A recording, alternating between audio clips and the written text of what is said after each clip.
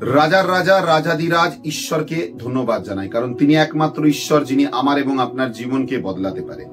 মথিলিখিত সুসমাচার অধ্যায় 4 পদ সংখ্যা 6 লেখা রয়েছে, তুমি যদি ঈশ্বর পুত্র হও তবে নিচে ঝাঁপ দিয়ে পড়ো, কেননা লেখা আছে, তোমার জন্যই আপন দূতেদের তিনি আজ্ঞা দেবেন, আর তারা তোমায় দুহাতে তুলে বহন করবেন, পাথরে তোমার পায়ে যেন আঘাত না লাগে।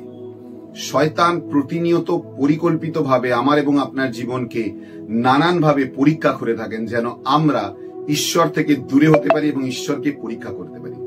কিন্তু আমার প্রিয়জনেরা, বিশ্বাস করুন, ঈশ্বরের কৃপা অনুগ্রহ আমরা তখনই লাভ করতে পারবো যখন আমরা তার চরণতলে ফেরত আসার জন্য প্রতিশ্রুতিবদ্ধ হব। আসুন আজকে তার চরণতলে ফেরত আসি, যেন তার বাক্য আমাদের জীবনে কার্যশীল হয়। সকলকে জয় যিশু।